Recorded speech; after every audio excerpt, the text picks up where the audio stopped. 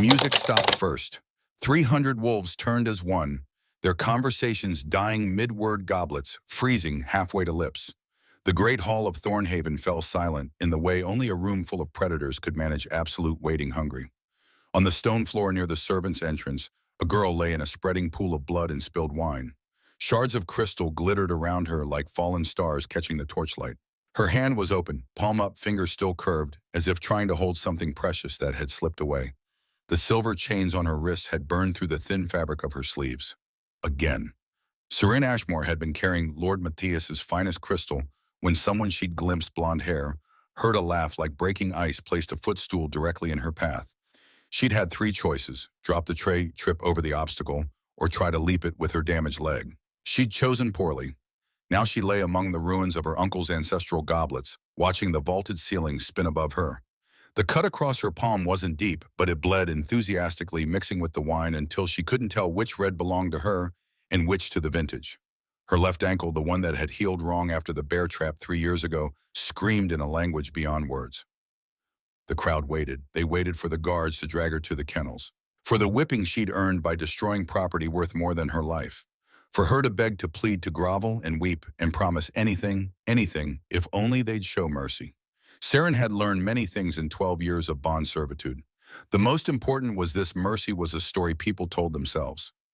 It didn't exist in Thornhaven's halls. She pushed herself up on her good arm. Glass bit into her palm, a new cut to join the old, but she didn't make a sound. 12 years of practice had taught her that silence was its own kind of armor. Around the hall, wolves in silk and velvet leaned forward. The anticipation was a living thing feeding on her pain. Then he moved.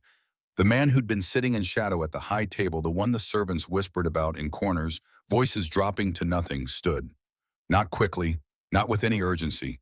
He simply rose, and somehow that was more terrifying than any rush could have been. AlphaKing Thorn. Even Seren, who spent her days invisible in corners, knew what he looked like. Everyone in the 5 kingdoms knew. He was the king who turned away princesses without a glance, who ruled the largest territory with a hand so cold that frost formed on his throne. 6 feet 4 inches of controlled violence wrapped in black. He crossed the great hall in silence. His boots made no sound on the stone. Or perhaps sound simply died in his presence, too afraid to exist near him. 300 wolves held their breath. Corvain reached the edge of the spreading pool and stopped. Saren, still on her knees among the crystal shards, looked up. And up. The torchlight behind him turned him into a silhouette, sharp-edged and absolute. His eyes were silver, not the warm gray of storm clouds or the soft pewter of river stones. Silver like the blade of a knife, like the chains that burned her wrists, like something ancient and cold and absolutely merciless. He looked at her for 3 seconds that stretched into eternity. Then AlphaKing Thorn, who knelt for no one and nothing in this world, lowered himself into the blood and broken glass beside her. The crowd's collective gasp was a wind through the hall. "Can you stand?" His voice was quiet, a winter morning, still and clear and cutting. Serene's throat had forgotten how to work. She managed a nod. "Then we'll stand together." He offered his hand. She stared at it. His fingers were long, elegant, despite the scars across the knuckles. And when she looked closer, she saw something impossible, frost crystallizing along the edges of his skin, delicate as lace, melting and reforming with each heartbeat. The curse, the stories were true. Behind them, someone cleared their throat. Alpha Matthias, her uncle, the man who'd taken her in after her mother's execution and reminded her daily that she existed on sufferance alone. "Your Majesty, surely you don't mean to—" I asked her a question. Corvain didn't look away from Seren. "Not you." Silence crashed back down. Seren placed her bleeding hand in his. His skin was cold, colder than winter air, colder than the silver chains, but somehow it didn't burn. The frost on his fingers melted at her touch just for a moment, just enough to leave dew in its wake. He helped her stand. She swayed, favoring her good leg, and his other hand came to her elbow. Steady, certain. "This one," he said, his voice carrying to every corner of the great hall, "belongs to me now." The world tilted. Or perhaps that was just Serene's vision going dark at the edges. "Anyone," Corvain continued, his silver eyes sweeping the crowd, "who objects may face my wolf." No one moved. No one breathed. Alpha Matthias found his voice, though it emerged strained. "Your Majesty, with respect, she's a bondservant, half-blood. Her mother was a witch executed for murder. Surely you can't mean to—" "I mean exactly what I said." Now Corvain did turn, and the temperature in the hall dropped 10 degrees. Seren watched frost form on the nearest goblet, saw breath become visible in the air. She is mine. I claim her. Thornhaven's debt to the crown, all 5,000 gold sovereigns, is forgiven in exchange. The crowd erupted into whispers. 5,000 gold. Thornhaven's war debt, the weight that had bent her uncle's pride for 3 years gone. In exchange for a half-blood servant worth less than the crystal she'd just destroyed. Matthias's face went through a journey: shock, calculation, greed, resignation. Your Majesty is most generous. She is yours, of course. Of course. Because Seren had never been a person in this hall, only property transferring from one owner to another. Corvain released her elbow long enough to remove his cloak.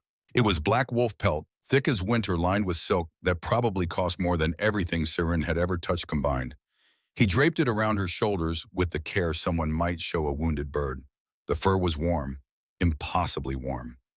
Seren hadn't felt true warmth in 12 years. The servant's cellar had no heat, and she was forbidden the common fires, and now it wrapped around her like a promise she didn't dare believe. Come, he offered his hand again. We leave tonight. Her voice cracked. She swallowed, tried again. I have nothing to pack, Your Majesty. Good. There's nothing here you need to bring. His eyes found Matthias again. She's owed wages, 12 years at bondservant rate. The debt, Matthias started, was fabricated, wasn't it? Corvain's smile was winter incarnate. I've seen your books, Alpha, every bondservant you've ever claimed. The Council of Alphas will be interested to review them. Unless perhaps you'd like to settle the matter now. Her wages, calculated fairly. Or should I send investigators? Matthias's face went white. 200 gold sovereigns for her years of service. 500. Corvain's voice didn't rise. It didn't need to. Or the investigators arrive at dawn. 500, yes, of course. Matthias gestured sharply at a servant. Bring it from the treasury.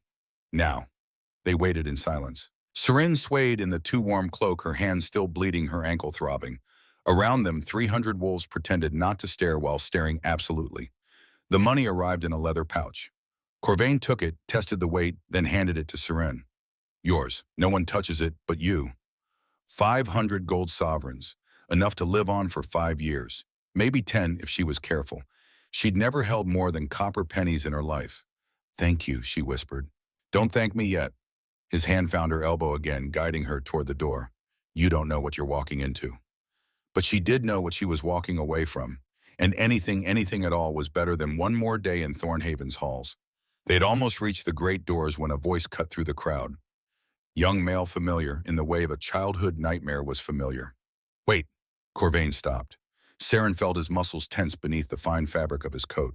Aldrich Vaughn pushed through the crowd, 26 years old, blonde-haired and handsome in the way of men who'd never known hardship. The son of Beta Thorn, the boy who'd held her hand when they were children and promised they'd rule the pack together someday. The man who'd learned to hate her the moment he understood what she was. Your Majesty, Aldrich said, sketching a bow that managed to be both proper and insulting. Forgive me, but there's a matter that must be settled first. His amber eyes found Seren. The rejection ceremony. It was meant to happen tonight. She and I have been betrothed since childhood. Seren's stomach dropped through the floor. Then unbetroth yourself, Corvain said flatly. She's leaving with me. With respect, there are traditions, rituals. Aldrich's smile was sharp as glass. She deserves to be rejected properly, publicly, so everyone knows she's free of the bond. He paused. Unless your Majesty is afraid of a simple ceremony. The trap was elegant. Refusing Corvain looked weak. Accept and he'd have to watch Aldrich humiliate her before the entire pack. Fine. Corvain's hand squeezed her elbow once gently. Make it quick. Aldrich's smile widened. He gestured for Seren to step forward into the center of the hall, into the blood and broken crystal, back to where she'd fallen. She limped forward, Corvain's cloak still wrapped around her shoulders. Behind her, she heard him move to the edge of the crowd, watching, waiting. Aldrich stood 3 feet away, close enough that she could smell his cologne sandalwood and arrogance, but far enough that he wouldn't risk touching her. Never that. I, Aldrich Vaughn, son of Beta Thorn of Thornhaven, reject you, Seren Ashmore, as my mate and my future companion. The bond between them, a thing forced into place when they were children, brittle and loveless, began to tear. It felt like hooks in her chest, dragging through muscle and bone. Every rejected wolf in history had screamed at this moment. The pain was designed to break the weak, to force them to their knees. Seren breathed through it. 12 years of wolf's bane poisoning had taught her about pain. This was just another flavor of agony. I reject you. Aldrich continued, his voice rising for the crowd. For your tainted blood. For your witch mother's crimes. For the dishonor you bring to every pure wolf in this hall. Murmurs of agreement rippled through the crowd. Seren saw faces she knew: the cook who'd spit in her food, the stable master who'd set the bear trap, the ladies who'd laughed when Vayen burned her with silver. You are unworthy, Aldrich said, stepping closer, to stand beside any wolf of honor. You are nothing. You will always be nothing. The bond tore completely. The pain peaked, crested, threatened to pull a scream from her throat. Seren swallowed it down, pushed it deep, let her face show nothing at all. In the silence that followed, she lifted her chin and met Aldrich's eyes. I accept your rejection, Aldrich Vaughn. 5 words, calm, steady, absolutely empty of the devastation he'd expected. Aldrich blinked. What? I accept your rejection. She didn't raise her voice, didn't need to. The hall was silent as a grave. You're free. I'm free. We're done. Rejected wolves were supposed to shatter, supposed to fall to their knees and beg for reconsideration, to claw at their chests as the bond severed. Supposed to scream. Seren stood perfectly still, blood from her palm dripping to the floor, and watched confusion cross Aldrich's handsome face. You're not going to beg. He sounded almost offended. Would it change anything? His jaw tightened. No. Then no, I won't beg. She turned her back on him, the ultimate insult, to turn your back on your rejecter, and walked toward Corvain. Her ankles screamed with each step. The silver chains on her wrists burned. The cuts on her hand bled fresh. She kept walking. Corvain's expression hadn't changed, but something in his silver eyes had gone molten. When she reached him, he said, quiet enough that only she could hear, You're stronger than all of them. Then louder to the crowd, the rejection is witnessed and accepted. We leave. Now. He guided her toward the doors, his hand steady on her elbow. Behind them, Seren heard Aldrich sputter, but she didn't even cry. The great doors of Thornhaven closed on whatever else he said. Outside, the winter air bit through even Corvain's heavy cloak. The courtyard was lit by torches that guttered in the wind, throwing wild shadows across the snow. A black carriage waited, drawn by 4 horses whose eyes reflected red in the firelight. Not horses, Seren realized. Wolves shifted into equine form, a magic she'd only heard about in stories. A driver in black livery opened the carriage door. Corvain helped her up the steps, 3 of them, each one agony on her damaged ankle, and into the interior. The carriage was warm. A small brazier burned in the corner, and the seats were lined with furs. After 12 years of cold stone and thin blankets, it felt like stepping into a dream. Corvain climbed in after her, moving with the fluid grace of a predator. He settled onto the opposite seat, which put perhaps 3 feet of space between them, close enough that she could see the frost still forming and melting on his skin, a constant cycle, like his body couldn't decide if it was alive or dying. The carriage lurched into motion. They sat in silence for 5 minutes, 10. The swaying of the carriage made Seren's head swim, or maybe that was blood loss, or shock, or the fact that her entire world had just been torn apart and reassembled in the space of an hour. Finally, Corvain spoke. You're shaking. Was she? Seren looked down. Her hands were trembling in her lap, fine tremors she couldn't control. I apologize, Your Majesty. Don't. He reached across the space between them and took her injured hand in his. Let me see. His touch was cold but gentle. He turned her palm up, examining the cuts from the crystal. They weren't deep, but they were dirty, full of wine and glass dust. From a compartment beneath his seat, he pulled out a leather case. Inside, clean cloth, a bottle of clear liquid that smelled like alcohol, needle, and thread. This will hurt, he warned. Everything hurts, Your Majesty. Something flickered in his silver eyes. Corvain. When we're alone, call me Corvain. He cleaned the wounds with efficient precision. The alcohol burned, but Seren had felt worse. Much worse. When he was satisfied they were clean, he wrapped her hand in soft cloth, binding it carefully. The ankle, he asked. Old injury. It'll pass. Show me. Your Maj Corvain. It's fine. He waited, patient as winter. Seren sighed and extended her left leg. Even through her worn boots, she could feel the swelling. Corvain unlaced it with the same careful precision he'd used on her hand, sliding the boot free. Her ankle was purple, swollen to twice its normal size. Not from tonight's fall. From an injury 3 years old that had never healed right because she'd never been allowed to rest it. Corvain's jaw tightened. What happened? Bear trap. In the woods. I was gathering firewood. Alone. Servants aren't given companions, your majesty. Corvain Horan, he corrected, but his attention was on her ankle. Someone set that trap deliberately. It wasn't a question. Saren said nothing. Who? Corvain's fingers were gentle, but frost was spreading from his hands, creeping across the carriage floor. Tell me who did this to you, and I'll make sure they regret every breath they take. The cold promise in his voice should have terrified her. Instead, it felt like vindication. A lady, Saren said carefully. Blonde, blue eyes. She was visiting Thornhaven when I was 18. I don't remember her name. A lie, she remembered perfectly. Vienne Blackthorn Council Elder's daughter who'd smiled while Seren screamed in the trap. Corvain's eyes narrowed, but he didn't press. Instead, he wrapped her ankle in cloth soaked in something from his case, something that smelled like mint and numbed the pain almost instantly. Rest, he said, settling back into his seat. We have 3 days' travel to Valdres. Sleep while you can. Seren wanted to obey, wanted to close her eyes and sink into the warm furs. But questions clawed at her throat. Why? The word escaped before she could stop it. Corvain looked at her. Why what? Why me? You could have anyone. Princesses, noble ladies, pure-blooded wolves from the finest families. She gestured at herself. Blood-stained, broken, half-witch, nothing. Why would you claim me? He was quiet for a long moment. Outside, the winter wind howled. Inside, the brazier crackled. Do you know what it's like, Corvain finally said, to die slowly, inch by inch, year by year, watching yourself disappear? Seren thought of Wolf's Bane in her food, 3 drops every morning for 12 years. Yes, then you understand. His fingers flexed and frost spread across his palms. The curse on my bloodline. Every king of Valdres loses his warmth, his wolf, his ability to feel. My father died, a frozen statue, aware but unable to move, unable to speak, trapped in his own body. His silver eyes met hers. I'm 12 years into my reign, halfway to the same end. I'm sorry. Don't be. I'm telling you this because you asked why. He leaned forward, elbows on his knees. For 12 years, I've searched for my mate. The curse can only be broken by a true mate bond, chosen by the moon goddess herself, not arranged by politics or convenience.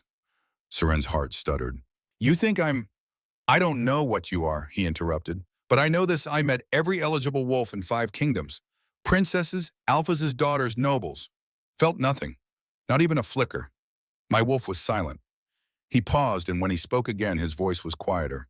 I arrived in Thornhaven 3 days ago. Treaty negotiations. Dull political. Then you served me tea. Saren blinked. She didn't remember that. She served so many people, all of them invisible to her as she was to them.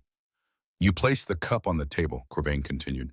Your hands shook, the silver chains were burning you. I saw the marks, but you didn't spill a drop. When you stepped back, your scent reached me. My scent.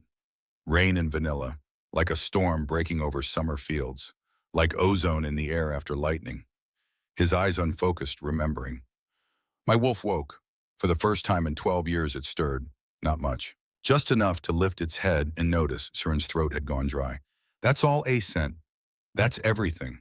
He sat back. I watched you for 3 days. Counted every time you entered a room. 47 times you served me or came within 10 feet of me. I noticed things. What things? The limp you try to hide.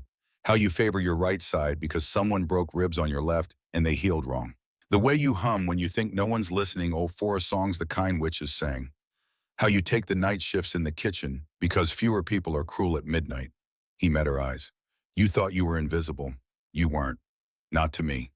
Seren couldn't breathe. 12 years of being nothing, being no one, and this man, this king, had counted every time she entered a room. Tonight, Corvain said, when Aldrich rejected you and you stood there without begging, without breaking. He stopped. Started again. My wolf didn't just wake. It roared. It demanded. It claimed you before my human mind caught up. So I'm an experiment. The words tasted bitter. You don't know if I'm your mate. You're hoping. Yes, at least he was honest. And if I'm not, Seren asked. If your wolf is wrong, if the moon goddess chose someone else, Corvain's smile was winter itself. Then you'll have 500 gold sovereigns, safety in my castle, and my protection until you decide where you want to go. You'll be free, truly free. And if I am your mate, then you'll save my life. He said it simply, statement of fact. And I'll spend the rest of it making sure you never regret it. Seren looked at this man, this cursed king who was slowly dying, who'd counted 47 times she'd entered a room, who'd knelt in blood and broken glass to claim a half-blood servant. "I accept your terms," she said. "Good." Corvain settled back into his seat. "Now sleep. We have a long journey and you're safe here. No one will hurt you while you're mine." Mine. The word should have felt like ownership, like chains. Instead, for the first time in 12 years, it felt like shelter. Seren closed her eyes, the carriage swayed, the furs were warm, and despite everything, the pain, the fear, the uncertainty, she felt something impossible. Safe. She didn't see Corvain watching her as sleep took her under. Didn't hear him whisper so quietly even wolf ears would miss it, finally. And she didn't feel the small flame that flickered to life in her bandaged palm, purple as twilight, burning for just a moment before sinking back into her skin. Waiting. The carriage rolled through the night carrying a dying king and a servant who didn't know she was the key to saving them all. Behind them, Thornhaven's lights faded into darkness. Ahead, the mountains rose like teeth against the stars, and somewhere beyond them, a castle waited. A castle of black stone and silver veins wrapped in eternal winter. A castle that had been frozen for 300 years. A castle that was about to burn. Seren woke to warmth. Not the grudging heat of a dying fire or the phantom comfort of dreams. Real warmth surrounding her, seeping into bones that had been cold for 12 years. For 3 heartbeats, she kept her eyes closed and simply felt it, the weight of furs, the softness beneath her cheek, the absence of damp stone and rat scratching. Then memory returned in a flood. The broken crystal. Corvain kneeling in blood. The rejection ceremony. The carriage. She opened her eyes to unfamiliar darkness. Not the complete black of the servants' cellar, but the soft dark of a room with curtains drawn against winter dawn. Shapes emerged as her eyes adjusted, a massive bed beneath her, posts carved with wolves and thorns rising toward a ceiling she couldn't see. A fireplace tall enough to stand in flames dancing behind an iron screen. Windows, 3 of them covered in heavy velvet. And cold. Despite the fire, despite the furs, the air itself was cold. Not the wet cold of Thornhaven's cellars, but something else. Something that came from the stones themselves, as if the castle had forgotten what warmth felt like. Seren sat up slowly. Her ankle throbbed but didn't scream. Her hand was still bandaged. The silver chains were gone. Someone had removed them while she slept, and the burns on her wrists were wrapped in the same mint-smelling cloth Corvain had used. Someone had also changed her clothes. The blood-stained servant's dress was gone, replaced by a sleeping gown of soft white linen. It was clean. It fit. It didn't smell like other people's sweat and kitchen grease. She wanted to cry. A knock on the door stopped her. "My lady, are you awake?" "My lady." No one had ever called her that. "Yes," Seren managed. The door opened to reveal a woman perhaps 50 years old, gray-haired and sturdy, with kind eyes and the weathered hands of someone who'd worked their whole life. She carried a tray laden with more food than Seren usually saw in a week. "I'm Marin, my lady. His Majesty asked me to attend you." She set the tray on a side table, then bustled to the windows, pulling back curtains. "He said you were to eat first, then dress, then he'd like to see you in his study. If you're feeling well enough, that is. If not, I'm to tell him you need rest, and he's not to disturb you." Pale winter sunlight streamed in. Beyond the windows, Seren saw mountains, jagged peaks wrapped in snow disappearing into low clouds. No green anywhere, just white and gray, and the dark stone of the castle itself. "Where are we?" Seren asked. "Valdris, my lady, the king's castle. We call it Thornkeep, though that's more habit than official." Marin moved to the fireplace, adding more wood. "You slept through the rest of the journey. 2 more days in the carriage. His Majesty carried you up himself when we arrived last night." Corvain had carried her. Seren tried to picture it, the cold king with frost on his hands carrying a half-blood servant through his castle, and failed. "The food's getting cold, my lady." Marin gestured to the tray. "Best eat while it's hot. His Majesty was very specific about your meals. High protein, he said. 4 times a day. You're too thin." Seren approached the tray as if it might bite her. Roasted meat still steaming, fresh bread with butter that wasn't rancid. Eggs, cheese, fruit, preserves. A pot of tea that smelled like herbs and honey. "This is all for me." Marin's expression softened. "Yes, my lady, all for you. And there'll be more at midday and evening and before bed. His Majesty's orders." Seren sat and ate slowly, expecting at any moment for someone to snatch it away, to tell her she'd misunderstood, that servants didn't eat like this. But Marin simply moved about the room, laying out clothes, stoking the fire, humming quietly. The food was good. Better than good. Serene's stomach, shrunken from years of scraps and skipped meals, protested after half of it, but she forced down more. If this was temporary, if Corvain decided she wasn't his mate, she'd need strength to survive whatever came next. When she finished, Marin helped her dress. The clothes were fine but practical, a deep blue wool dress with long sleeves and a high neck, warm stockings, boots lined with fur. No silver, no chains, no servant's rags. His Majesty chose the color himself, Marin said, lacing up the back. Said it would suit your eyes. Saren looked in the mirror, actual glass, not the warped metal she'd used in Thornhaven, and barely recognized herself. Clean, fed, dressed like someone who mattered. She looked away before the tears could fall. Marin guided her through corridors of black stone and silver veins. The castle was a maze of turns and stairs, tower rooms, and great halls. They passed servants who bowed as Seren walked by, bowed to her, and guards in silver armor who nodded respect. No one spat, no one threw things, no one called her witch spawn. The study was in the eastern tower, 3 flights up. Marin knocked, waited for Corvain's voice, then opened the door. Lady Seren, your Majesty. Thank you, Marin. Corvain stood from behind a massive desk covered in maps and papers. Leave us. The door closed with a soft click. Corvain's study was all dark wood and leather shelves of books rising to the ceiling windows, overlooking the frozen valley below. A fire burned in the hearth, but like everywhere else in the castle, the cold persisted. Permanent, inescapable. You look better, Corvain said. The rest helped. Thank you, Your Maj, Corvain. The name still felt strange on her tongue. Too familiar. Too dangerous. Sit. He gestured to a chair near the fire. We need to talk. Seren sat arranging her skirts with hands that wanted to shake. Corvain settled into the chair across from her, close enough that she could see the frost still crystallizing on his skin, melting and reforming in an endless cycle. How much do you know about mate bonds? He asked. The basics. 2 wolves chosen by the moon goddess. When they meet, they recognize each other. Scent, touch, pull.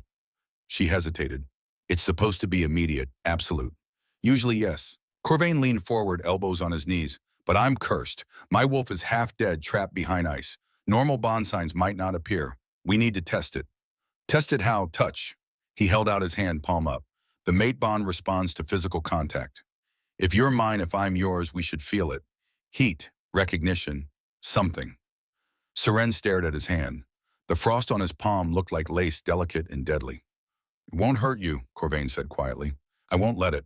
She placed her hand in his. Cold shocked through her winter wind-frozen lakes, the death of stars. His fingers closed around hers, gentle despite the chill.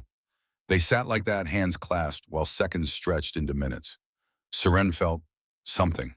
Not the lightning strikes she'd heard described, not the instant certainty, but something. A warmth building in her palm, spreading up her arm. And in Corvain's eyes, something shifted. The silver brightened just for a moment. Do you feel it? He asked, his voice rough. I'm not sure what I'm supposed to feel. Warmth, pull, like you need to be closer. Did she? Seren examined the sensation. Her heart was beating faster. Her skin tingled where they touched. And yes, there was a pull subtle as gravity drawing her toward him. Maybe, she whispered. Corvain's thumb brushed across her knuckles. Where he touched, the frost on his skin melted, just for a second, just enough. My wolf notices you, he said. It hasn't noticed anyone in 12 years. That means something. But you don't know if I'm your mate. No, not yet. He released her hand and the cold rushed back. The curse complicates everything. We'll need time, daily contact, testing the bond as it develops. And if it doesn't develop, then we tried. He sat back. But Seren, I want you to understand something. Whether you're my mate or not, you're under my protection now. No one in this castle will harm you. No one will treat you as less. You eat at my table, you sleep in a tower room, and anyone who objects answers to me personally. Why? The question escaped before she could stop it. Even if I'm not your mate, why do this? Corvain was quiet for a long moment. The fire crackled. Outside, wind howled against the tower. Because I watched them break you for 12 years, he finally said. The limp, the scars, the way you flinch when people move too fast. And you're still standing. Still strong enough to refuse to beg. His eyes met hers. That's rare. Worth protecting. Seren's throat closed. She looked away, blinking hard. There's a formal reception tonight, Corvain continued. Nobles, council members, ambassadors. They need to see you, to understand you're here under my protection, and that insulting you is the same as insulting me. I don't know how to, Seren gestured helplessly. I've never been to a formal anything. I served at them. I don't know the dances or the protocols or you'll stand beside me. That's all you need to do. I'll handle the rest. He stood offered his hand again. Come, let me show you the castle before the vultures descend. They walked through Thornkeep for 2 hours. Corvain showed her the great hall where feasts were held, the training yards, where guards sparred the library with its thousands of books. He pointed out which corridors led where, which towers housed what, which servants could be trusted. And everywhere the cold persisted. Frost on the windows, ice in the corners, servants' breath visible even indoors. The curse, Corvain explained as they walked through the frozen gardens. It's not just killing me, it's killing the kingdom. The land mirrors the king's condition. My father's last years, we had endless winter. Crops failed, people starved. How do you feed everyone now?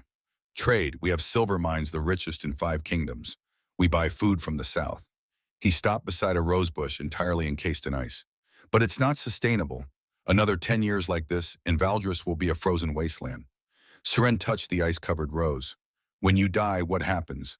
My cousin inherits. The curse continues with him. And eventually all the kings of my line will die frozen, and the kingdom will die with us. Well, he looked at her. Unless we break it. No pressure, then. His lips twitched, almost a smile. No pressure. They returned to the castle proper as afternoon light began to fade. Marin met them in the corridor, curtsied. Your Majesty, Lady Seren, the gown for tonight has arrived. Already, Corvain raised an eyebrow. You sent for the seamstresses 3 days ago, Your Majesty. They worked through the nights. Marin smiled at Seren. Come, my lady, let's make you beautiful. The gown was silver silk that caught light like water with long sleeves and a neckline that showed her collarbones but nothing scandalous. Marin laced it tight, arranged Seren's dark hair in a braided crown, added no jewelry. His Majesty said you're beautiful enough without ornament, my lady. When Seren looked in the mirror, she saw someone else. Someone who belonged in silver and silk. Someone who could stand beside a king. The great hall was already full when they descended. 500 people, maybe more, all in their finest. Conversations died as Corvain entered Seren on his arm. He dressed to match her. Silver thread through black, his coat embroidered with frost patterns. Together they looked like winter itself, cold and beautiful and absolutely deadly. They took their places at the high table. Seren sat in the empty chair to Corvain's left, the Luna's chair, though no one said it aloud. To his right sat a broad-shouldered man with iron gray hair and eyes like chips of flint. Lady Serenade, Corvain said formally, may I present Lord Hadrian Stone, my chief counselor.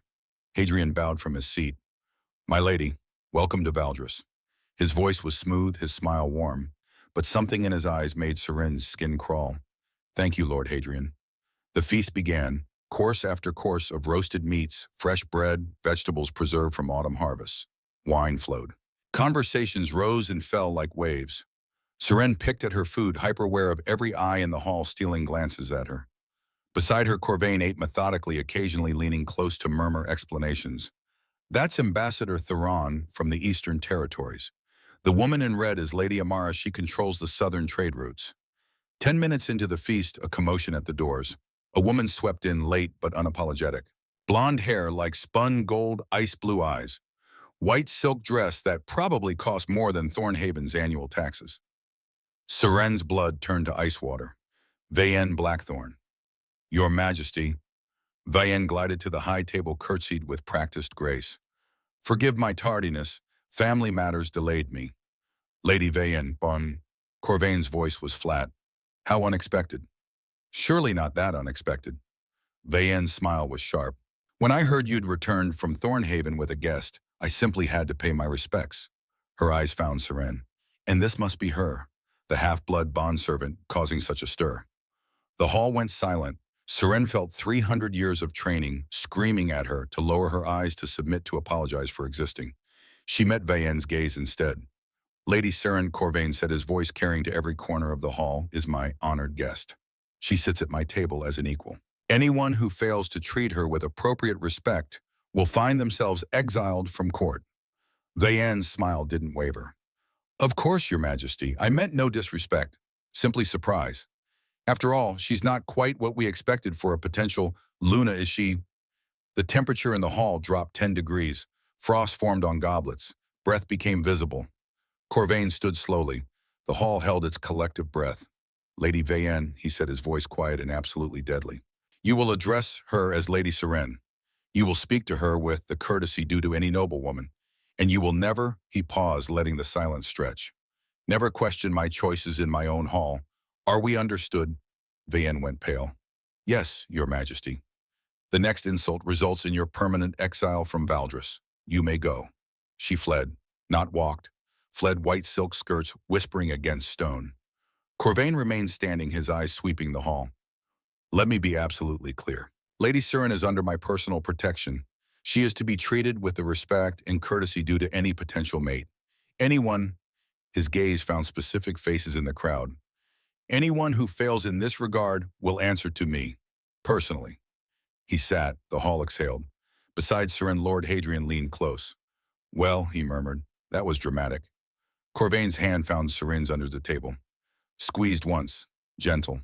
She squeezed back. The feast continued, but the mood had shifted. People were careful now, watching what they said, how they looked at her. Protection, Surin realized. This was what it felt like. After the meal, Corvain guided her to a balcony overlooking the kingdom. The night was brutally cold, but he wrapped her in his cloak, the same wolf pelt from Thornhaven, and stood close enough to block the wind. Are you all right? He asked. Vayen was the one who set the bear trap, who burned me with silver. Who? Saren stopped. She's here, in your court. She's Council Elder Blackthorn's daughter.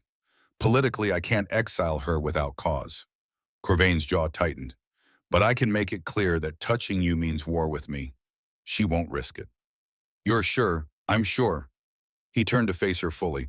Surin, I need you to understand something. I've spent 12 years alone. No one to trust, no one to be vulnerable with. Kings don't get friends. We get advisors with agendas and nobles who want favors. That sounds lonely. It is. He looked out over the frozen valley. But when you're cursed, when you're dying, inch by inch, loneliness becomes expected. I stopped hoping for companionship years ago. Saren waited. The wind howled. Stars wheeled overhead, cold and distant. Then you buy him, Corvain continued quietly. The way you accepted rejection without breaking. The way you stood in broken glass and refused to beg. You're the first person in 12 years who's made me feel. He paused, searching for words. Anything. Hope. Interest. The possibility of warmth. I'm scared, Saren whispered. Of what? That I'm not your mate, that this is temporary, that I'll get used to warmth and safety and being treated like a person, and then her voice cracked. Then it'll be taken away, and I'll be back to nothing. Corvain turned her to face him, his cold hands gentle on her shoulders. Even if you're not my mate, you're not going back to nothing. You have 500 gold sovereigns. You have my protection. When this is over, one way or another, you'll have choices. Real choices. Promise, I promise, Wallace. He pulled her close, wrapping the cloak around both of them. Right now, just be here, with me. Let's see what develops. Saren leaned into him, letting herself believe in this moment. His chest was cold, but his arms were steady. Above them, stars burned in their ancient patterns, and somewhere in the frozen dark, wolves howled. They stayed like that for long minutes until the cold drove them inside. That night, Saren lay in her tower room and stared at the ceiling. Her hand, the one Corvain had held earlier, tingled. And when she focused on the sensation, something impossible happened. A small purple flame flickered to life in her palm. She gasped, shaking her hand. The flame disappeared. Hard hammering, Saren tried again. Focused on the warmth, the tingling. The flame returned, dancing on her skin without burning. Purple. Not the orange-red of normal fire. Purple like twilight, like her eyes when emotion ran high. Magic. Which magic? Her mother's magic. The magic that had gotten Isolde burned at the stake. Saren extinguished the flame and pulled the blankets over her head. Her heart raced. Tomorrow she'd need to hide this. Tomorrow she'd need to pretend she was just a half-blood Omega, nothing more. But tonight, in the darkness of her room, she let herself wonder what else could she do. And somewhere 3 floors down, Corvain sat in his study and stared at his hands. Where Saren had touched him earlier, the frost was gone. For the first time in 12 years, his palms were clear. Warm. It had lasted for 30 seconds before the cold returned, but for 30 seconds he'd felt human again. He closed his eyes and let himself hope. 7 days passed in Valdres like a dream Saren kept waiting to wake from. Each morning Marin brought breakfast, real food, enough of it hot. Each afternoon, Corvain summoned her to his study where they sat in chairs by the fire hands class, testing the bond that might or might not exist between them. Each evening, she dined in the great hall at his side, watching nobles watch her, their expressions ranging from curious to calculating to carefully blank. And each night alone in her tower room, she practiced. The purple flames came easier now. She could summon them with a thought, make them dance across her fingers, shape them into small spheres that hovered above her palm. They didn't burn her. Didn't even feel hot, though, when she held them near the furs on her bed, the fabric singed. Magic. Her mother's magic sleeping in her blood for 24 years, waking now because why the mate bond forming freedom from Wolf's Bane? She didn't know, didn't dare ask. On the 8th morning, everything changed. Seren woke to Marin setting down the breakfast tray with more force than usual. The older woman's face was tight, her mouth pressed into a thin line. "What's wrong?" Seren asked, sitting up. "Nothing for you to worry about, my lady." But Marin's hands shook as she poured tea. "Just castle politics. His Majesty will handle it." "Marin, please." The older woman sighed. "The council met last night. Emergency session. Lord Hadrian called it." She met Seren's eyes. "They're questioning your presence here, saying His Majesty needs to prove the mate bond is real or—" She stopped. "Or what? Or you're a distraction, a weakness. They're asking for formal verification." Seren's stomach dropped. "What does that mean?" "I don't know, my lady." But His Majesty was in a foul mood when the meeting ended. Frost everywhere. 2 counselors have frostbite. Marin touched Seren's hand briefly. "Just be careful today. Court is dangerous when the council gets involved." After Marin left, Seren pushed the food around her plate without eating. Formal verification. Proof of the bond. But there was no proof, just Corvain's half-dead wolf stirring. Just her magic waking. Just the warmth they felt when they touched. Not enough, not nearly enough. A knock interrupted her spiraling thoughts. Not Marin's soft tap, but something firmer. "Come in," Seren called. The door opened to reveal a young woman, perhaps Seren's age, carrying an armload of fabric. Blonde hair pulled back, hazel eyes, the simple dress of a castle seamstress. "Lady Seren, I'm El, the under-seamstress. His Majesty sent me. There's a formal reception tonight, ambassadors from the Eastern Territories, and you'll need a proper gown." She smiled, genuine warmth in her expression. "May I take your measurements?" The gown fitting took an hour. Elle worked with quiet efficiency, pinning fabric marking adjustments, chattering about harmless things, the weather, the castle's history, her mother who ran the kitchens. Seren relaxed despite herself. Elle treated her like a person, not a curiosity or a threat. By the time the seamstress packed up her materials, Seren felt almost normal. "I'll have it ready by this evening, my lady," Elle promised at the door. "Deep green like His Majesty requested. He said it would bring out your eyes." After she left, Seren sat in the window seat and watched snow fall over the frozen valley. Corvain had requested green, had thought about what colors would suit her. Small things, but they mattered. The summons to his study came at midday. Corvain was standing at the window when she entered, hands clasped behind his back, frost crystallizing in patterns across the glass. He didn't turn. "You heard," he said. "Statement, not question. About the council, yes. Lord Hadrian is concerned." His voice was flat, emotionless. "The council is concerned. They worry I'm being distracted, compromised. They want verification of the mate bond." "How do we verify something we're not sure exists?" Now he turned. His silver eyes were hard, but beneath the ice she saw exhaustion. "There's a ritual, ancient. The council will test us questions, observations, physical proximity. If the bond is real, it will manifest. Heat light, some visible sign that the moon goddess chose us. And if it doesn't manifest, then they'll ask you to leave, for the good of the kingdom." He crossed to her, stopping close enough that she could see the frost on his eyelashes. "I can refuse them, I'm the king, but it will cause problems." "Yes." His hand came up, hesitated, then touched her cheek. Cold but gentle.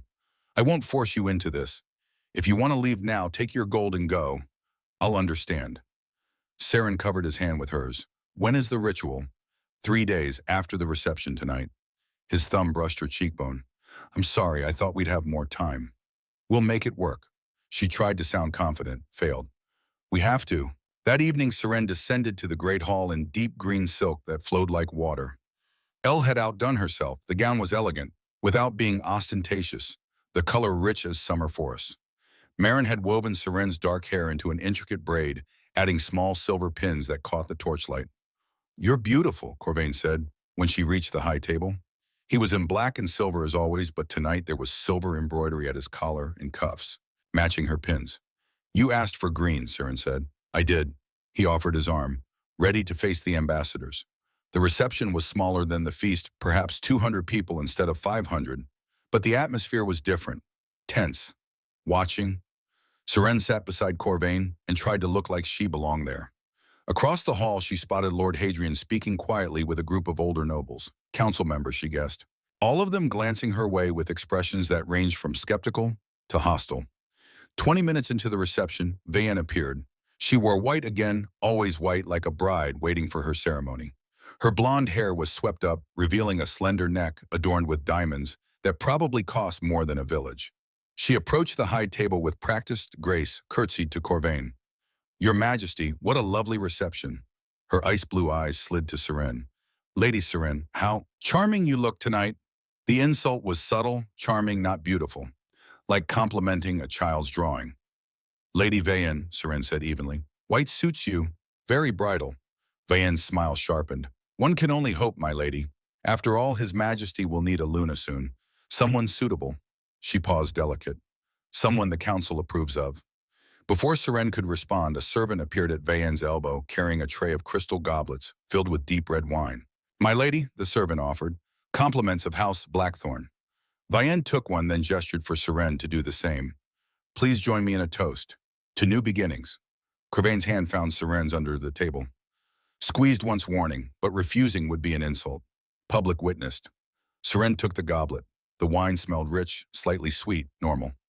To new beginnings, Vayen said, raising her glass. Siren raised hers. Their eyes met over the rims. And Siren saw it, just for a flash, just for a heartbeat triumph in Vayen's ice blue eyes. She brought the goblet to her lips, took a small sip, swallowed. The wine hit her stomach and turned to liquid fire. Not normal fire. Not the pleasant burn of strong alcohol. This was agony hooks in her gut claws, shredding her insides. She felt her wolf suppressed for 12 years suddenly scream in recognition and terror. Wolf's bane, not 3 drops. Not the measured dose she'd endured daily in Thornhaven. This was concentrated, lethal, enough to kill 10 wolves. Siren set down the goblet with a hand that didn't shake, smiled at Vayen with a mouth that tasted like blood. Delicious, thank you. My pleasure, Lady Siren. Vayen's smile was victorious. Corvain leaned close. Are you Fine, Siren whispered. I need air, just for a moment. She stood keeping her spine straight through sheer will. Corvain started to rise, but she touched his shoulder. Stay. The ambassadors need you. I'll just step out to the corridor. She made it 3 steps from the table before her vision started to tunnel. 5 steps before the pain doubled. 10 steps before she realized she wasn't going to make it to the corridor. The servants' passage. Behind the tapestry to the left. She'd seen Marin use it. Siren slipped behind the heavy fabric and into the narrow hallway beyond. The moment she was out of sight, her knees buckled. She caught herself on the stone wall, gasping. The wolf's bane was spreading through her system. She could feel it, poison racing along her veins, seeking her wolf, trying to kill it, trying to kill her. Her vision blurred. She slid down the wall, pressing both hands to her stomach. This was it. This was how she died, poisoned in a castle full of people who wouldn't mourn her. Number. The word rose from somewhere deep, somewhere primal. She'd survived 12 years of abuse, survived rejection, survived everything Thornhaven had thrown at her. She would not die because Vayen Blackthorn handed her poisoned wine. Heat built in her core. Not the poison's burn, but something else. Something that answered to her rage, her refusal to surrender. Magic. Purple fire exploded from her hands. It poured out of her palms, her fingers coursing through her body like a second bloodstream. Where it touched the poison, the wolf's bane burned away. She felt it, the purification, the cleansing, her magic consuming the toxin and turning it to ash. The pain peaked, crested, then began to recede. Siren knelt on the stone floor, hands braced against the wall, purple flames dancing across her skin. They scorched the stone beneath her palms, leaving scorch marks, but she couldn't stop them, couldn't control them. Footsteps in the corridor, The flames vanished instantly, sucked back into her skin. Siren looked up to see Corvain emerging from behind the tapestry, his face carved from winter fury. What happened? He knelt beside her, hands hovering, not quite touching. Siren, talk to me. The wine. Her voice came out hoarse. Wolf's bane, concentrated. His eyes flashed silver white. How much did you drink? A sip. Maybe 2 swallows. That should have killed you. I know. Corvain pulled her into his arms and she was too weak to resist. His chest was cold but steady. Safe. I'm taking you to the healers, he said. No, Otto. Saren pushed back enough to meet his eyes. If the healers examine me, they'll ask how I survived. I can't. She stopped. Couldn't tell him about the magic. Not yet. Not when the council was already questioning her. Understanding flickered across his face. You burned it out somehow. It wasn't a question. Saren nodded. Which magic? Another nod. Corvain closed his eyes briefly. When he opened them, his expression had shifted from fury to calculation. Can you walk? I think so. He helped her stand, keeping one arm around her waist. We're going back to the reception. You're going to smile and pretend nothing happened. Can you do that? Why, my friend? Because if Vayen knows the poison failed, she'll try again. Better she thinks it's working slowly. His arm tightened. And because I'm going to make her pay for this, but I need time to gather evidence. They emerged from behind the tapestry into the great hall. Conversations continued. Music played. No one had noticed their absence, except Vayen, who watched from across the room with barely concealed anticipation. Seren caught her gaze and smiled, raised her empty goblet in salute. Vayen's expression went from triumph to confusion to barely masked fury in the space of a heartbeat. Corvain guided Seren back to her seat, leaned close and whispered, "Well played." The reception continued for another 2 hours. Seren endured it, making polite conversation with the ambassadors, smiling until her face ached. All the while, she felt Vayen's gaze burning into her back. When it finally ended, Corvain escorted her to her tower room personally. Tell me everything, he said once the door was closed. So she did. The fire in her palms, how it had burned the poison away, how she'd been practicing in secret for over a week. Corvain listened without interrupting. When she finished, he crossed to the window and stared out at the frozen valley. Your mother was executed for magic, he finally said. Yes. And now you have it. Yes, he turned to face her. The council will use this against you, against us. They already question whether you're my mate. If they discover you're a witch. He didn't finish, didn't need to. So we hide it, Saren said. Can you control it enough that it doesn't manifest accidentally? She thought of the flames dancing on her fingers, how easily they came now. I don't know. Corvain crossed back to her, took her hands in his cold ones. Then we have 3 days to figure it out, before the verification ritual. What happens at the ritual? Questions, tests, physical contact in front of witnesses. His jaw tightened. If the bond is real, there should be visible signs, heat, light, the kind of thing that can't be faked. And if my magic manifests instead, then we claim it's the bond. He met her eyes. Purple fire. We say it's the mate bond made visible. Blackwood magic recognizing thorn blood. That's a lie. It's survival. His hands tightened on hers. Seren, I don't care if you're a witch. I don't care if you have magic. But the council does, so we hide it in plain sight. She wanted to argue, wanted to say that lies always unraveled. But she thought of Vayen's poisoned wine, of Lord Hadrian's calculating eyes, of a kingdom that had burned her mother for the same power now waking in her blood. Okay, she whispered. We hide it. That night, Corvain stayed in her room until dawn. Not improper, he sat in the chair by the fire while she lay in bed, both of them too worried to sleep. They talked in low voices about the ritual, about what to expect, about how to present a united front. And Seren practiced. Small flames at first just on her fingertips, then larger, shaping them into spheres, ribbons, flowers made of purple fire. Corvain watched with silver eyes that reflected the flames. It's beautiful, he said. Your magic, like twilight made solid. It got my mother killed. Your mother lived in a different time.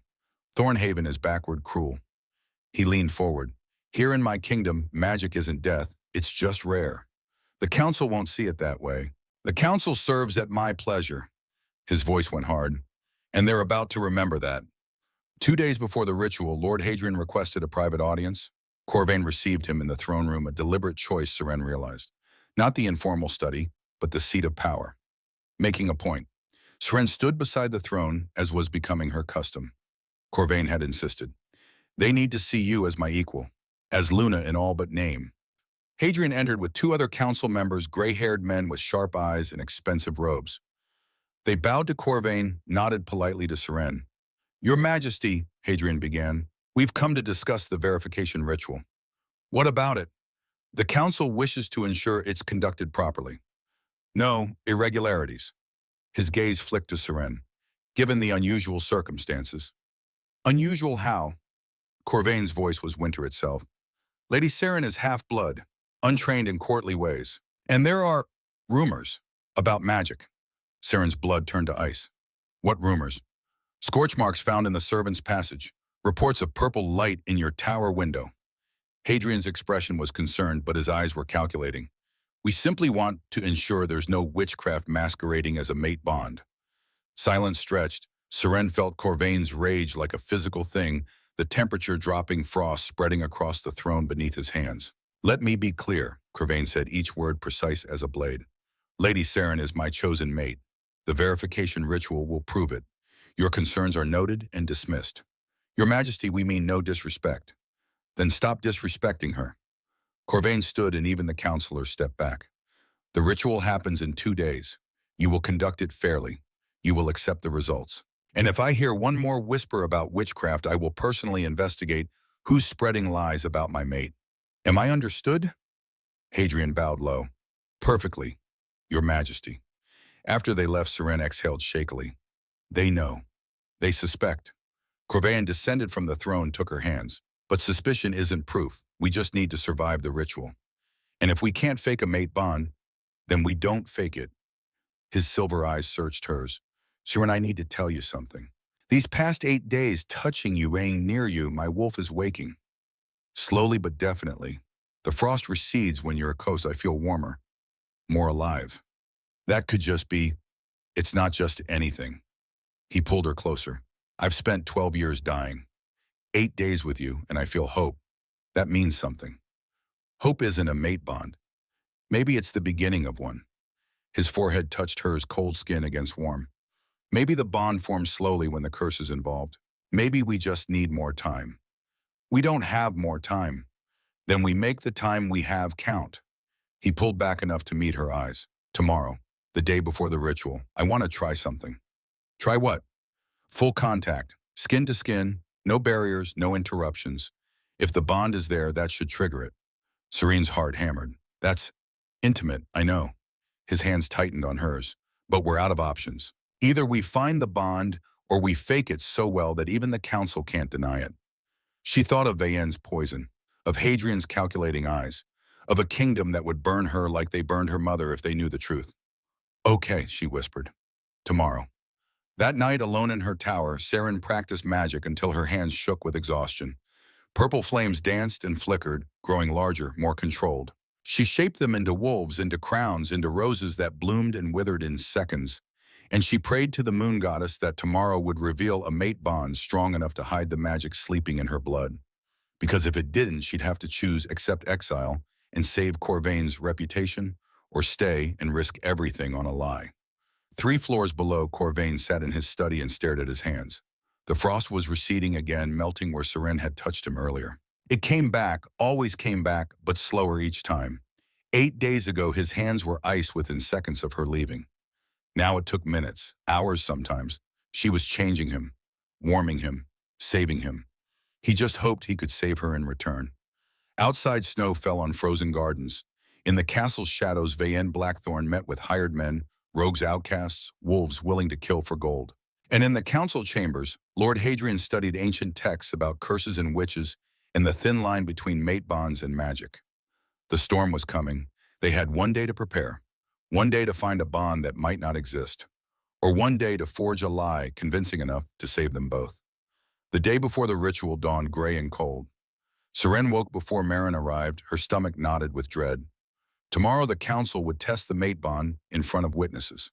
Tomorrow they'd need proof, heat, light, something undeniable, or she'd be asked to leave.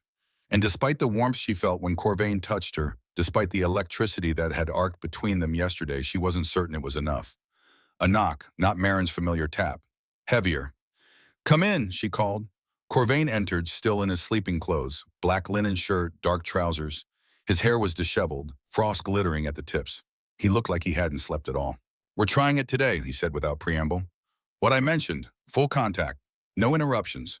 Seren sat up, pulling the furs around her shoulders. Now, Before I lose my nerve, he crossed to her, knelt beside the bed so their eyes were level. I've been thinking all night. The bond is there. I feel it growing stronger every day. But the curse is fighting it, smothering it under ice. So we need to break through the ice. Yes. His hand found hers beneath the furs. Skin to skin, complete contact. Give the bond every chance to manifest. Heat crept up Saren's neck. That's intimate, I know. His thumb brushed her knuckles. But we're out of time. And Seren, I need you to know, this isn't about taking advantage. If you're uncomfortable, we stop. Your choice. Always. She looked at this man, this king who'd claimed her in blood and broken glass, who counted every time she entered a room, who was dying inch by inch and still worried about her comfort. Okay, she whispered. Let's try. Corvain locked the door, drew the curtains, built up the fire until the room was almost warm. Then he turned to face her, and for the first time since she'd met him, she saw uncertainty in his winter gray eyes. I don't know how to do this, he admitted. He stopped. The curse, it's made me cold in every way. I haven't wanted anyone in 12 years, until you. Seren stood, letting the furs fall away. She wore only the linen sleeping gown, thin enough to show the outline of her body beneath. Then we figure it out together. She took his hand, guided him to sit on the bed, knelt before him close enough to feel the cold radiating from his skin. Her hands went to the laces of his shirt. May I? He nodded, unable to speak. She unlaced the shirt, slowly pushed it off his shoulders. His chest was pale, muscled, perfect, and covered in frost. Delicate ice crystals spread across his skin, like lace melting and reforming with each breath. Seren placed her palm over his heart. The reaction was immediate. Heat exploded where they touched, purple fire, flickering at the edges of her hand before she could suppress it. Corvain gasped, his hands coming up to grip her waist. Don't stop, he breathed. Whatever that is, don't stop. She kept her hand there, focusing on the warmth building in her core. Not just her magic, something else. Something that responded to his cold like two halves of a whole fire seeking ice heat drawn to frost. The bond. It had to be. Corvain pulled her closer until she was kneeling between his legs, her hand still on his chest. His forehead pressed against hers, cold skin against warm. His hand slid up her back, holding her steady. I can feel you, he whispered. Through the bond. Your fire. Your strength. He stopped, eyes widening. Your magic. Seren, I can feel your magic. Panic spiked through her. I'm sorry, I'm trying to control it. No. His hands tightened. Don't apologize. It's beautiful. Purple fire dancing in your blood, calling to my ice. He pulled back enough to meet her eyes. This is the bond. It has to be. My curse recognizing your magic. Ice and fire. Thorn and blackwood. Before she could respond, pain lanced through her skull. Not her pain, his. Through the forming bond, she felt it, the curse attacking, sensing the mate bond, trying to form, retaliating with vicious cold. Corvain's chest beneath her hand turned to ice. His breath frosted. His eyes rolled back. Corvain! Seren's magic surged instinctively, purple flames pouring from her hands into his chest. No, stay with me. The door exploded inward. 3 men in dark cloaks, faces covered, silver blades gleaming. Rogues, hired killers. Seren barely had time to register their presence before one grabbed her, yanking her away from Corvain.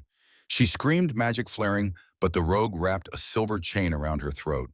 The burn was instantaneous, agonizing. Her magic sputtered and died. Get the half-blood to the woods, the leader ordered. Lady Vayenne wants proof of death. Corvain was still on the bed, gasping, fighting the curse's attack. One rogue moved toward him, blade raised. No. Serene's wolf, suppressed for 12 years by Wolf's Bane, weakened by Silver Rose with a roar that shook the stones. The chain around her throat should have held her, should have kept her human. It didn't. Bones cracked, shifted, reformed. Guinea ripped through her as her body tried to change for the first time in over a decade. Not a full shift, she didn't have the strength, but enough. Claws extended from her fingers, black and razor sharp. Fangs dropped longer than any normal wolf. Her eyes blazed purple, magic and wolf merging into something neither and both. The rogue holding her screamed as her claws shredded his arm. She spun faster than human, tore out his throat before he could raise his blade. The second rogue charged. She caught his sword arm, snapped it at the elbow, drove her fangs into his neck. Hot blood filled her mouth. He collapsed. The third, the leader, ran for the door. Seren let him go. Her attention was on Corvain. He'd fallen from the bed, ice spreading across the floor around him, his breathing shallow. The curse was winning. Without her warmth, without her magic, it was going to kill him. She stumbled to him, her partial shift receding, leaving her shaking and naked except for the torn sleeping gown. Blood covered her hands, her face. The silver chain had burned a ring around her throat. Corvain. She pulled his head into her lap. Please, please stay. His eyes opened just a sliver. You shifted. I know, I'm sorry, I couldn't control it. You're magnificent. His hand came up trembling, touched her blood-stained cheek. Purple eyes, just like the legends. Blackwood witch wolves. I thought they were myths. We need to get you to the healers. No time. His breathing was getting worse. The curse, it knows about the bond now. It's trying to kill me before we can complete it. Footsteps pounded in the corridor, guards finally responding to the noise. The door, what remained of it, crashed open. Marin stumbled in, took one look at the carnage and pressed her hand to her mouth. My lady, your majesty. What? Assassination attempt, Seren said, her voice rough from the silver burn. Get Lord Hadrian, get the council, now. But now, Marin fled. Seren looked down at Corvain, still dying in her arms. Purple fire flickered weakly in her palms. She was too exhausted to control it, too desperate to care. I'm going to try something, she whispered. It might not work, but I can't watch you die. She placed both hands on his chest directly over his heart, closed her eyes, reached deep inside herself past the wolf, past the magic to something older. Something that had been sleeping since her mother's death. Blackwood power. True witch magic, not just the fire. She pulled it up, shaped it with desperate will, poured every ounce of warmth she had into the frozen king in her lap. Purple flames exploded from her hands, but these were different. Not destructive. Healing. They sank into Corvain's chest, seeking the curse's ice, burning it away inch by inch. The curse fought back. Black frost erupted from his skin, trying to smother her fire. For 30 seconds, they warred 300 years of hatred versus one girl's desperate love. Then Marin returned with Lord Hadrian and 3 council members. They froze in the doorway, staring at the scene, 2 dead rogues' blood everywhere, and Seren wreathed in purple flames holding their dying king. Witchcraft, one counselor breathed. She's killing him, another said. No. Marin's voice was sharp. Look closer. They did, and they saw where Seren's fire touched Corvain. The frost was receding. His breathing was strengthening. Color was returning to his face. She was healing him. Lord Hadrian stepped forward, his expression unreadable. Lady Seren, what are you? Seren didn't look up, couldn't. All her focus was on keeping Corvain alive. What I've always been, Blackwood, witch, wolf. The flames pulsed brighter. His mate. Impossible. The Blackwood line isn't dead, Marin's voice cut through, and I can prove it. She pulled a leather-bound book from her apron, old worn, clearly hidden there for this exact moment. The archive ledger. Bloodline records going back 300 years. She opened it, showed the page to Hadrian. Seraphina Blackwood, the witch who cursed the Thorn Kings. Her descendant married into the Crane family 200 years ago. The line continued hidden until Isolde, Hadrian finished, his voice hollow. Who married into the Ashmore pack? Who had a daughter? Who you had executed, Marin said quietly. On false charges? Because she discovered the truth and came to you for help. Silence crashed through the room. Hadrian's face had gone white. You can't prove I can. Marin pulled out another document. Isolde's diary. She wrote everything. Your promise to help. Your betrayal. How you gave false evidence to the execution squad. Her eyes were hard as stone. You murdered an innocent woman to keep the curse alive, because cold kings are easier to control than warm ones. One of the counselors lunged for the diary. Marin pulled it back, handed it to a guard. Take this to the king's private vault. Now. As the guard left, Seren's flames finally guttered out. She slumped over Corvain, exhausted. Beneath her hands, his chest rose and fell, steady, warm, alive. His eyes opened fully. You saved me. We're not done yet. She looked at Hadrian, at the council, at witnesses gathering in the doorway. Tomorrow's ritual. We're still doing it, and you're going to see exactly what the moon goddess chose. Hadrian's jaw clenched. This proves nothing. Witch magic masquerading as enough. Corvain sat up, at his voice carrying the full weight of his authority. Lord Hadrian Stone, you are removed from the council effective immediately. You will be confined to your quarters, pending full investigation into Lady Isolde's death. Your Majesty, you can't. I'm the king. Corvain stood, pulling Seren up with him. Ice no longer covered his skin. His hands were warm.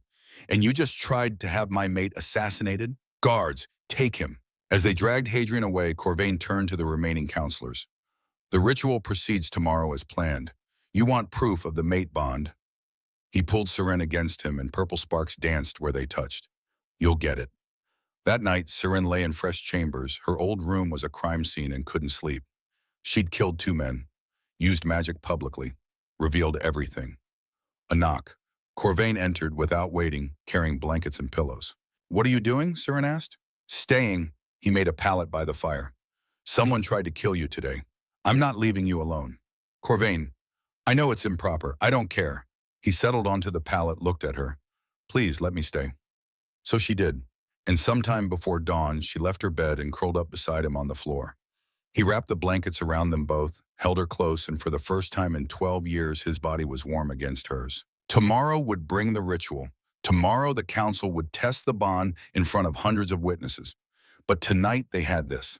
Fire and Ice Witch and Wolf, 2 broken people holding each other in the dark.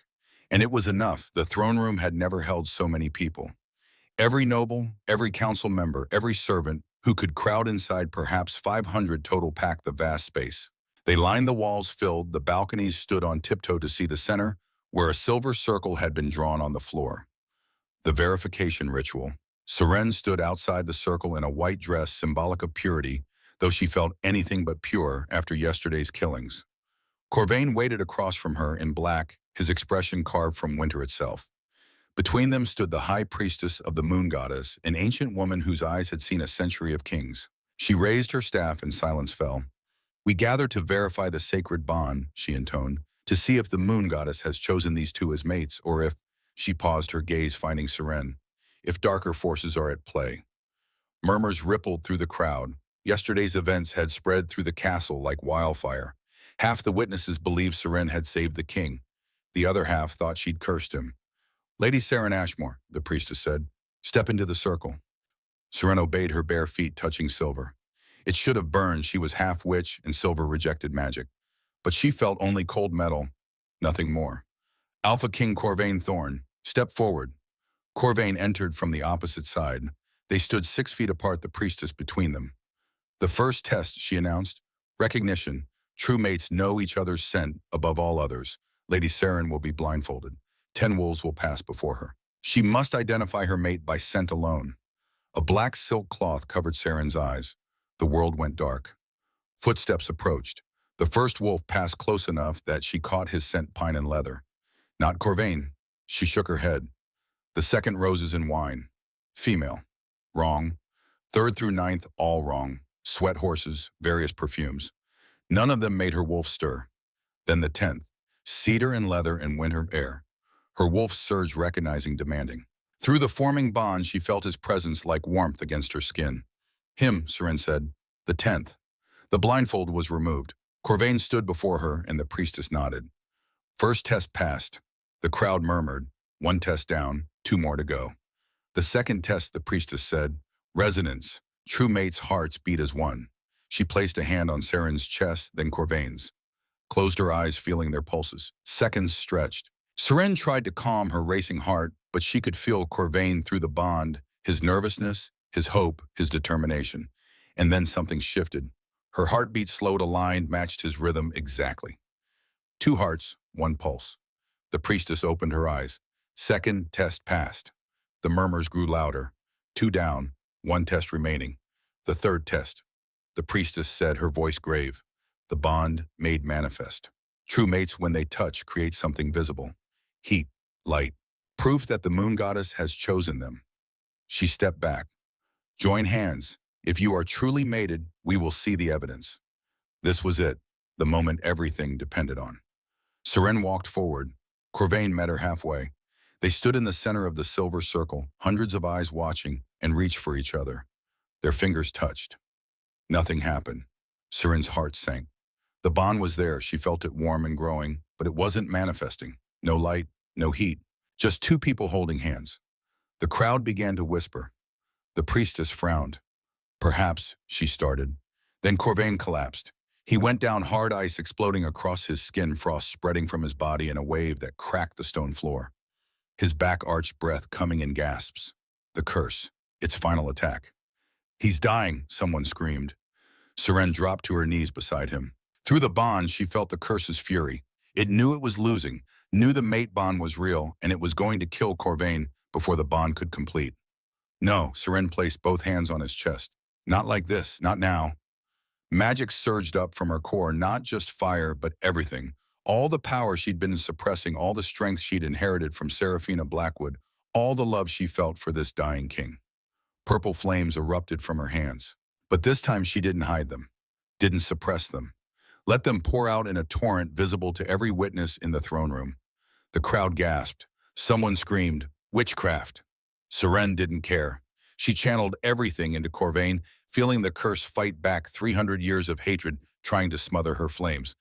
Then from the crowd a voice, "Look!" Corvain's body was answering. Ice rose from his skin to meet her fire, not fighting it, but merging with it. Purple flames and white frost spiraled together, twining like lovers, creating something neither ice nor fire, but both. The mate bond, made manifest, through their joined hands, through the magic and curse meeting, and transforming light exploded. Purple and silver fire and frost blazing so bright that witnesses had to shield their eyes. And in that light, the curse shattered. Seren felt it, the ancient magic breaking apart, defeated by something older and stronger. Love.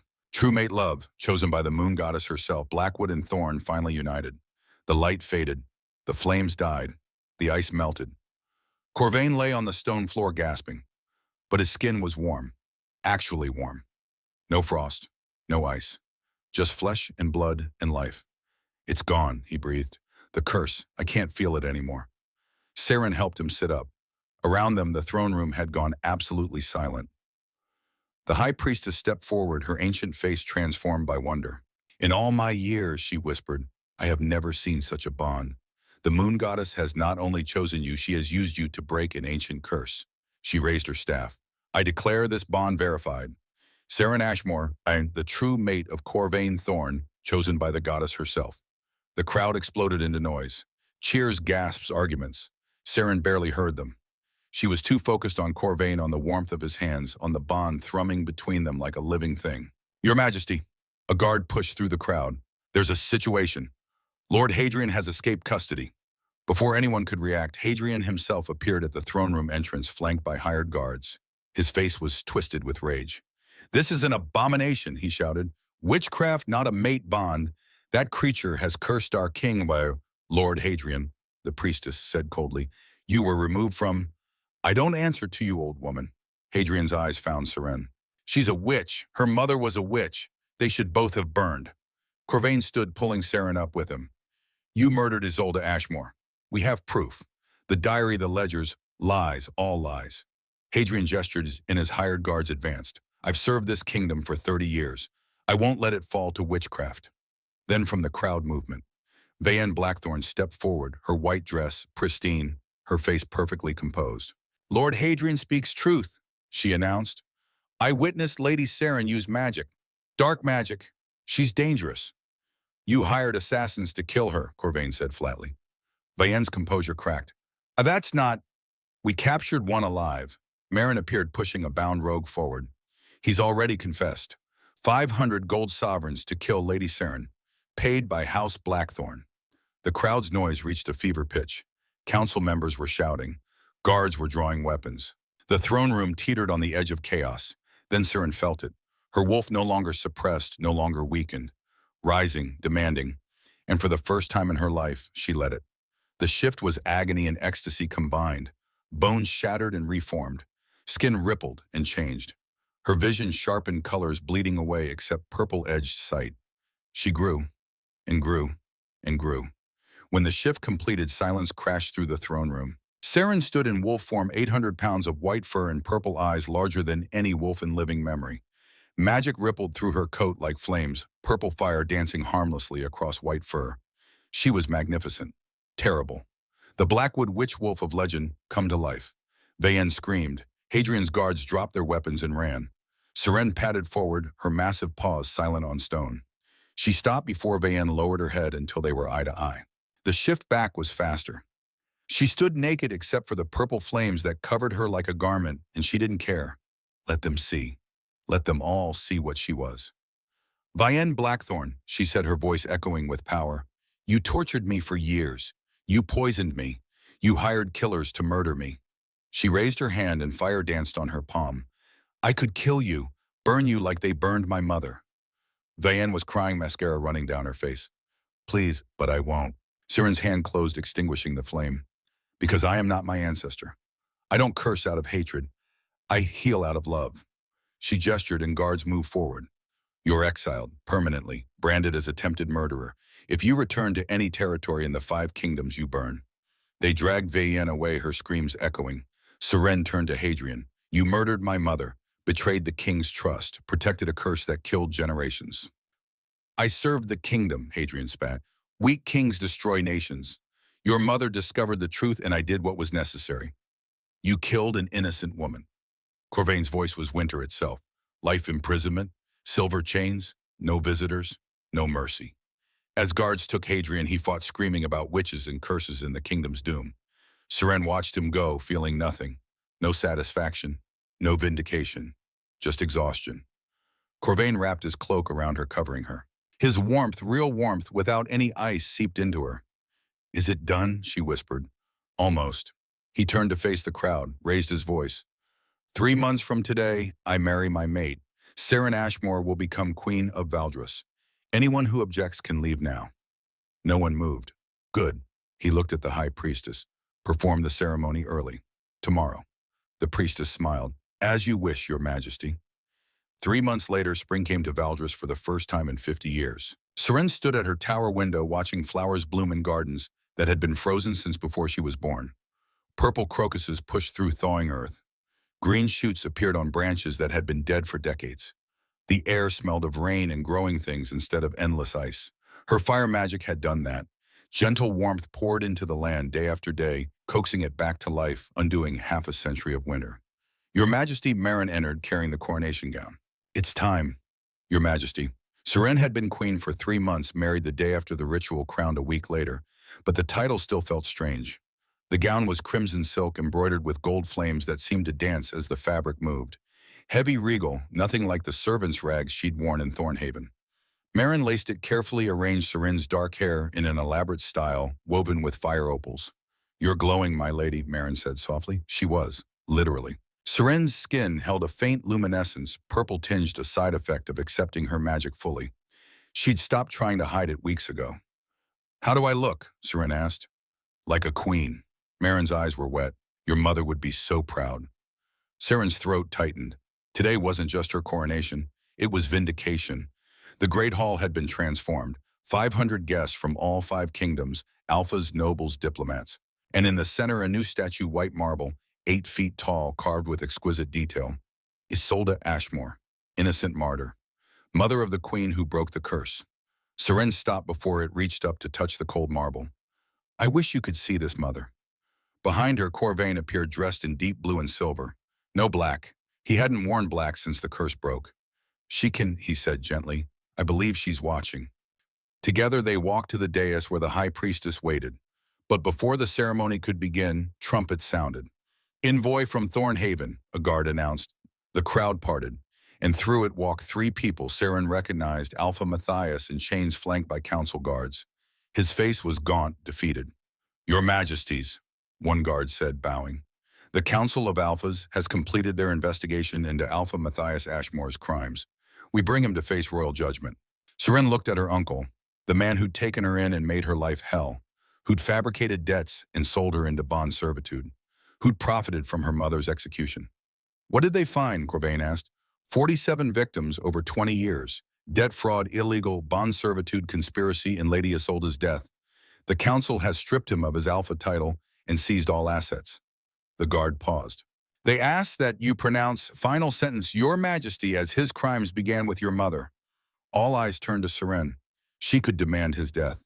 Exile, eternal imprisonment, anything, and it would be justice. But she thought of Vayen's screams as they dragged her away, of Hadrian rotting in a cell consumed by bitterness. Vengeance had given her nothing except the knowledge that she was better than them.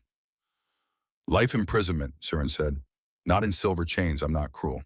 But confined with labor for the rest of his natural life. Every day he works to repay the debts he created.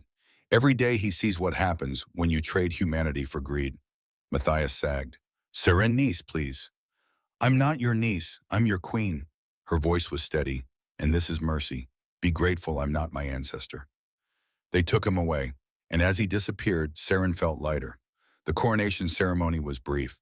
The high priestess spoke of mate bonds and broken curses of witch wolves and chosen queens. She placed a crown of white gold and purple amethysts on Seren's head, heavier than expected, beautiful beyond words. Queen Seren Thorn, the priestess announced, Luna of Valdris, curse breaker, Blackwood heir, chosen of the moon goddess. The crowd roared. Brrm.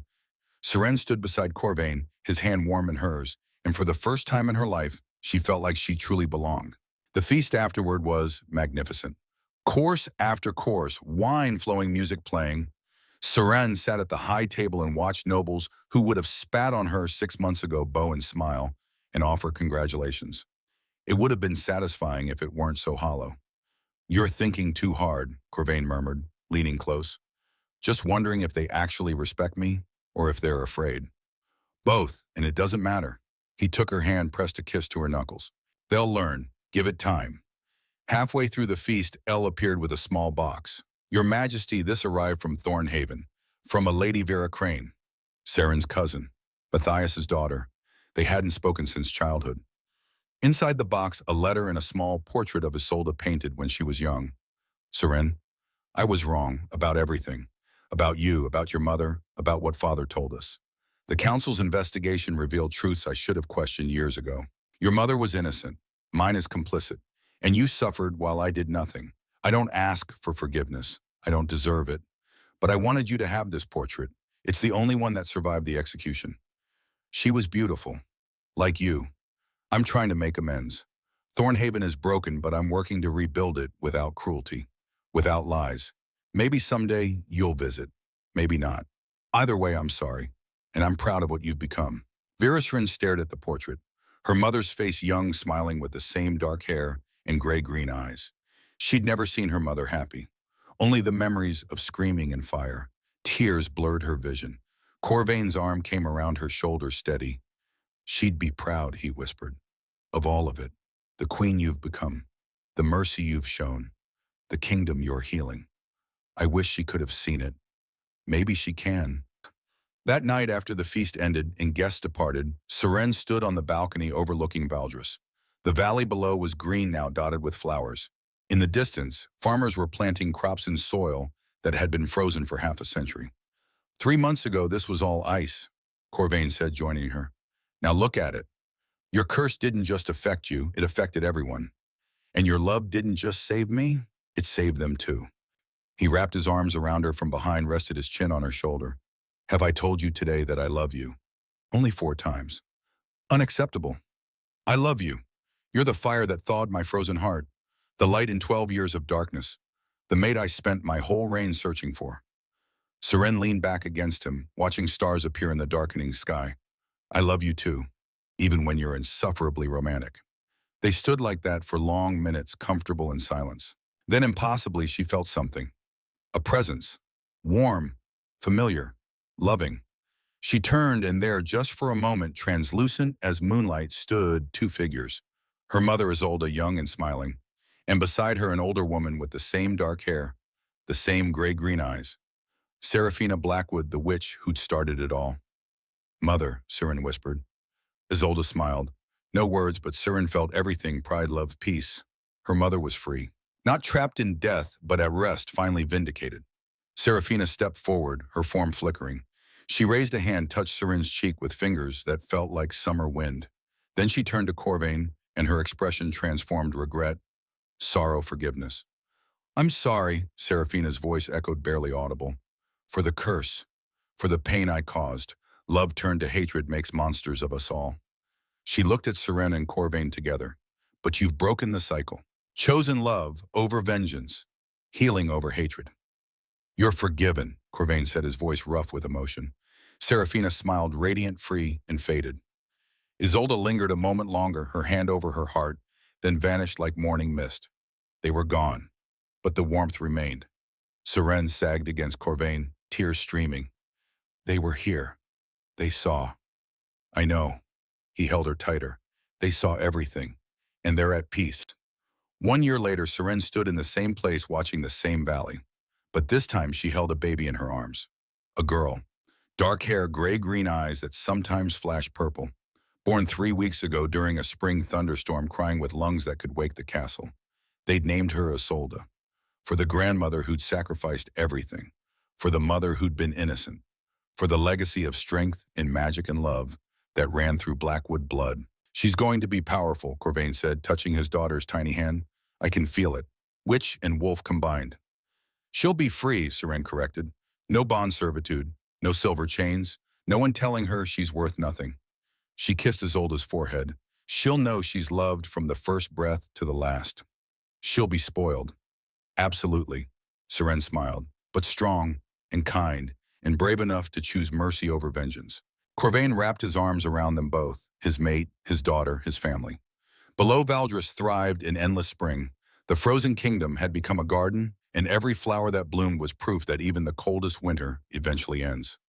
That night, as Seren lay in bed with Corvain beside her and baby Isolde sleeping in her cradle, she thought about the journey, from servant to queen, from invisible to radiant, from broken to whole. She'd lost so much her childhood, her mother 12 years of freedom, but she'd gained more: a kingdom, a mate, a daughter, and the knowledge that she'd broken a 300-year curse, not with hatred, but with love. In the darkness, purple flames flickered gently in her palm, controlled beautiful hers. No longer something to hide, but something to celebrate. She closed her hand, extinguishing the light, and whispered into the darkness, "Thank you, Mother, for everything." And somewhere in the space between stars and silence, Isolde Ashmore smiled. The half-blood servant, who'd refused to beg, had become the queen who burned away 3 centuries of cold, and she lived with her cursed king made warm, her magic made manifest, her daughter made from love in fire and light and joy, forever after.